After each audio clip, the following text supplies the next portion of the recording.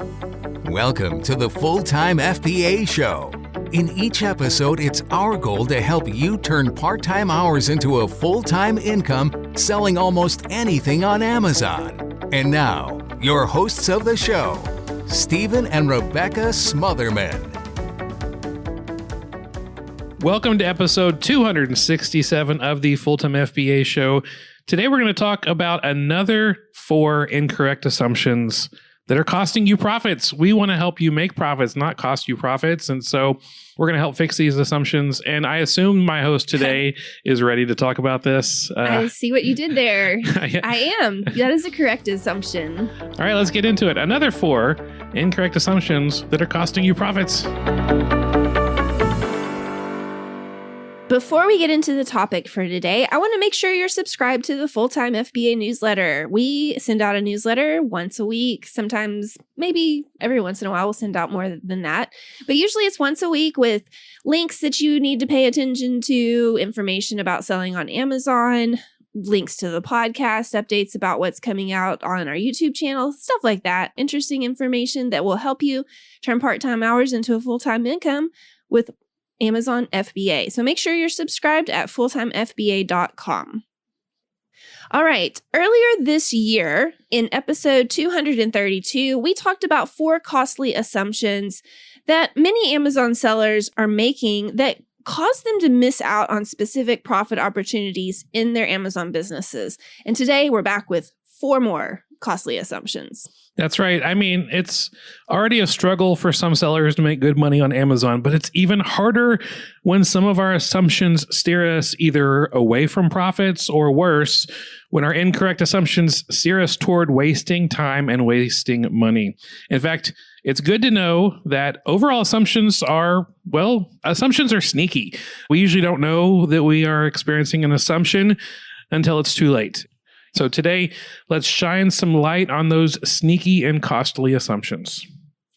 Some of the assumptions we're going to talk about today are newbie assumptions, meaning an assumption you might make as a beginner seller on Amazon. So we just want to make sure you learn not to make these assumptions now while you're a beginner. And then other assumptions we're going to tackle today are for more experienced sellers. They're assumptions that you make when you've been selling on Amazon for a while, and you might assume some things based on your past experience. But in fact, those assumptions are just not true anymore. So we've got lots of good stuff to talk about today for all levels of sellers. Absolutely. And just so you know what to expect, toward the end of the episode, we're going to get into those assumptions that are more applicable to experienced sellers. But we're going to start off with the assumptions that newer sellers usually experience. And we're going to get going with costly assumption number 1, which is this. And maybe you've thought this yourself. This is probably okay with Amazon. That assumption probably happens a lot more than you think, especially for newer sellers. Maybe you're doing retail arbitrage, you're going to local retail stores and you find a profitable inventory item to sell on Amazon. You find a great product with a great sales rank, and it's going to make you $20 in profits, but you see a little tear in the factory sealing of the package, or a small tear in the product box, or any other number of minor dings on the item, and you want to sell this item in new condition. You might assume, this is probably okay with Amazon. This box is not opened. The item itself is in unused condition. That's okay, right? No. If you read the Amazon guidelines, you will see that Amazon considers new condition to be, quote, gift quality condition. And well, I'll read it to you from Amazon's condition guidelines page where it says, new, just like it sounds, a brand new item. Original manufacturer's warranty, if any, still applies, with warranty details included in the listing comments. Original packaging is present for most new items, but certain items like shoes may be reboxed. End quote. Plus, Amazon gets even more specific with product conditions when it comes to the different product categories, like there's book conditions and music conditions, software, toys and games conditions, video games, makeup, food. I mean, the list goes on. You can read the specific condition guidelines at fulltimefba.com/condition guidelines and just click around on that page to read more than just the generic guidelines to find more specific guidelines. And the thing to know here is this, not to assume anything when it comes to condition. Can I tell you a side assumption that I make when it comes to this particular assumption that you're talking about? I mean, I'm assuming it's going to be good. So yeah, I want to hear it. Well, I mean, I don't know if this is good or not, but I'm assuming that many people who make this mistake or make this assumption are coming to Amazon from eBay. Yeah. Where it is okay to sell an item in new condition as long as it's unused and it's still in the box. And you put in the picture and the description that the box has some damage. Yeah. But that is not the same on Amazon. So if you are coming to Amazon as a seller from eBay, make sure you're not making this assumption. Wait a minute. eBay is not Amazon? No, it's different. Oh, okay. Good to know. Good to know. And I just want to make sure that everybody is aware, if you're a newer seller, that in fact, one of the worst dings you can get on your Amazon seller account is if a customer claims that you sold a used item as a new item. And if you get too many of those on your account, you can get your account suspended. So if there's ever any question on how to grade the condition of an item that you're selling, always round it down. We've told you that on episode 142 and episode 193. So we're telling you here again today, always round down for the condition of your item that you're selling if you ever have a question. Absolutely. So another costly assumption is this. I already know if this item needs to be prepped or not, or its twin assumption. I know exactly how Amazon wants me to prep this item. I mean, when it comes to properly prepping your inventory to be shipped and stored at an Amazon FBA warehouse, Amazon has specific prep guidelines and specific prep requirements. I mean, so what do I mean by prep? I mean, some items don't need anything to be done to the product for it to be ready to sell on Amazon via FBA. But there are other items that Amazon requires to be shipped to the Amazon warehouses in a poly bag. And they have specific rules about the size of the poly bag, the thickness of the poly bag. Some bags need to be transparent. There needs to be black or opaque poly bags. I mean, it's all very specific. Other items might need to be prepped with bubble wrap and certain amounts of bubble wraps that you need. I mean, the list goes on to the specifics that you need to prep your inventory to be sold on Amazon via FBA. Also, Amazon has rules on what stickers or labels can. I mean, we can keep going all day talking about the prep requirements. And so if you just go to fulltimefba.com/prep requirements, you can see and read for yourself all the specific FBA requirements when it comes to prepping. And hear this. Just because one item needs to be polybagged doesn't mean that a similar item also needs to be polybagged. Basically, you do not need to assume anything and simply instead just do what Amazon requires of you. You don't want to waste your time and money on polybagging something that's not necessary or bubble wrapping something that's not necessary and ding your account for doing too much prep. And also, you don't want to miss out on a required polybag or a required bubble wrap, etc. And any of the prep that's needed, you don't want to miss out on that. And that's one of the things that we really enjoy about using Inventory Lab, because when you use Inventory Lab to list your inventory to sell on Amazon, you can easily see on their list page a note with any required prep that needs to be done. And so you can prep your item how it's needed to be prepped before you even start boxing up your inventory to send it to Amazon. And it's one of hundreds of reasons we love using Inventory Lab, as it simply helps us know always if our inventory is being properly prepped to send to Amazon. And why is this so important? Because unplanned fees can be very costly if the item is not prepped the way that Amazon wants it to be prepped. If you don't follow Amazon's prep guidelines, then when it gets to the warehouse, they're going to prep it for you and they're going to do it the right way. And they're going to charge you a high amount for this unplanned prepping. Their fees are not according to what the actual prepping materials cost. Let me just say that. Yep. And not only that, they're going to also ding your seller account. And then once you get too many items that aren't prepped correctly like that, it's going to cause your seller metrics to be lowered, meaning there's less time for your inventory to be in the buy box. And it could also lead to account suspension, which no seller wants. So just avoid that from happening by knowing from the beginning what the requirements are and following them. So again, the link that we have a quick link for you so that you can read the prep requirements at fulltimefba.com/prep requirements. And if you're wanting to get a 1 month free trial of Inventory Lab so that you can test out this way that you can know how to prep your items automatically without having to look it up yourself, you can go to fulltimefba.com/inventory lab. Okay, so let's get into the third costly assumption that you might be making in your Amazon business, and that is this. Okay, so Amazon already told me I was restricted from selling this item, so I can't sell it because I am restricted. And I think this assumption causes so many Amazon sellers to miss out on making some good money flipping things on Amazon today just because they saw that they were restricted in the past. And it makes sense. You've already tried to get approval for this item. Amazon did not automatically approve you, and you just assume that you can't get approved. But the reality is that over time, your seller metrics improve, your length of time selling on Amazon begins to get longer, more brands will begin to actually approve you to sell their brand on Amazon, but it's still required for you to apply, to seek approval. So here's what I do and what I teach our coaching students to do. Never assume that you're not going to be allowed to sell a brand on Amazon. Always apply. You see, different brands have different parameters that they want their Amazon sellers to meet, and there's no way that we can know exactly what those parameters are. Maybe they want their approved sellers to all have at least 6 months of selling experience, or at least 3 positive feedbacks, or any number of things. Sure, you might not have gotten approved to sell 3 months ago, but never assume that you're still restricted. Always apply for approval, and who knows? You might find out because of your quality seller metrics or your length of time selling on Amazon that they finally approve you to sell their item on Amazon. So remember this 2-step process. It's really simple. If you ever see that you are restricted from selling an item on Amazon, number 1, always apply for approval. And number 2, always reapply every 3 months for anything you did not get previous approval for.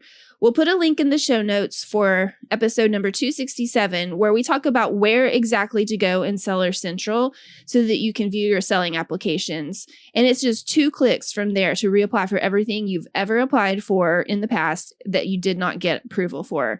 And those 2 clicks might open up several new brands for you. So yes, Amazon saves all of your previous approval applications, saves them in draft form, so that reapplying is super simple for you to do. And Steven usually sets a reminder on his phone every 3 months to remind him to reapply for the brands that he was still restricted in selling in, and he goes through and just checks all of those. And it also reapplies for all the ones that are open for me too. So it's really handy. Yeah. In fact, I just checked today and reapplied for hundreds of previously declined brands. You know, I've been selling on Amazon for over 10 years. So I've got hundreds of previously declined brand applications, and a handful of them opened up for me to finally sell them. And so that means there's more items I can sell on Amazon, and maybe other sellers who are restricted from selling them right now, they're not going to be my competition because they are not going through and reapplying. But I can sell them because I kept track of my applications and reapplied for approval on a consistent basis, usually every 30 months. So the final assumption we're going to talk about today that some sellers seem to be making is this guru is trustworthy. This guru, that sounds, that didn't mean that to sound like an insult, but it kind of came out that way. Yeah, we're going to use the word guru a lot in this, in this breakdown. Okay. So maybe this assumption is going to sting for some of you simply because you've already made this assumption before and you've gotten burned badly. And now your confidence, maybe even your bank account, have been bruised because you trusted someone that you might not should have trusted to guide your Amazon business. You might be seeking help with growing a successful Amazon business, and you know that you need help from someone to help you out on your business. And out in the online community, they're called different things like gurus, which I'm not meaning as an insult, or thought leaders, coaches, influencers, any number of things. And it can be very easy to blindly assume that this guru, I'm just going to go with it, guru, that they're trustworthy. But as we all know in life, not everyone is trustworthy, especially people that you don't know who you found on the internet.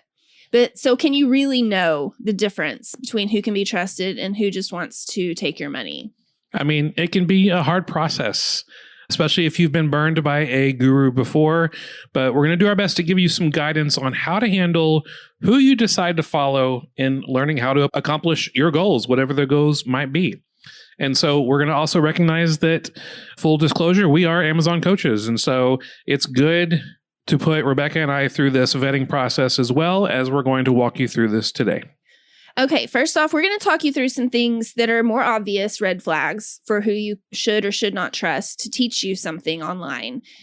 And the first red flag is this. If they're showing you images or videos of themselves right next to a high-dollar sports car, or videos of themselves outside a mansion, in the foyer of a mansion, anything that can be misunderstood as an assumption of their wealth that they made from whatever they're promising to teach you, that's the kind of thing to look out for.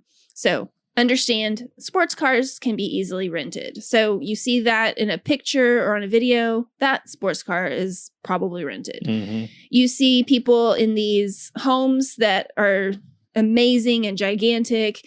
They may not actually be their homes, but the illusion of their wealth gets you excited about achieving that level of wealth. And because of that, our assumptions on how trustworthy that these people can be could be wrong. Another thing to look out for when seeking a guru to follow is that some untrustworthy gurus never actually teach you anything of value, or they won't show you how you can actually benefit from their teachings and their content via their webinars or podcast or whatever you learn from them. So if 100% of what they say is only hyping you up and getting you excited, but never actually modeling to you something that you can learn to apply and find success with, then I would be worried about trusting them. And that's why we have our Full-Time FBA blog, our website, our YouTube channel, and this Full-Time FBA Show podcast. It's not about hyping you up so that you'll hire us as an Amazon reseller coach. It's about actually showing you things that you can do to improve your Amazon business in such a way that you realize we're trustworthy. So this is episode number 267. So you can test this for yourself with 267 episodes of delivering valuable content to help you know how to sell on Amazon, which mistakes to avoid, which successes to celebrate, ideas you should consider. We've got stories that you can get inspired from and actions to focus on finding the success that you're looking for. So hopefully between our podcast, YouTube channel, and hundreds of blog articles, you can see that we not only know what we're talking about, but we are actually doing it too. Yeah. And another thing to look into when deciding if you're going to follow someone or hire a coach is this. Are there any recent customer testimonials? You know, real people with real stories that tell you how this person has helped them reach their goals. That will also help you know if this person can be trusted or not. And so we ask you to put us through that vetting process as well. Do we know what we're talking about? Check out our podcast reviews for the Full-Time FBA Show. If you're interested in a course, read some of the reviews from our customers. You want to look into our coaching program? Watch testimonial videos. But no matter what you do or who you decide to follow, don't just blindly assume that they're trustworthy. Your Amazon account and your personal account will thank you for not just blindly assuming that you can trust someone. So those are the 4 latest assumptions that we've discussed that you might be making in your Amazon business. But we don't want to assume that you've already left us a podcast rating and review like Stephen was talking about just now. So if you have a few seconds while you're reading the reviews of other people on our podcast, if you could just please take 60 seconds or less to leave us an honest review, we'd really appreciate that. You can find our podcast on your favorite podcast player, leave us a review there. And if you need some help on exactly how to leave a podcast review, simply go to fulltimefba.com/leave a review, and we walk you through the process of how to do that. And for those of you who've already left us a review, we thank you so much for helping us get the word out about the Full-Time FBA Show, because really your podcast reviews are the best way that we can help more people make a full-time income with part-time hours through Amazon FBA. Thank you so much for joining us for this episode of the Full-Time FBA Show. As a reminder, we'll have all of the links we mentioned in this episode along with the show notes at fulltimefba.com/267, because this is episode number 267.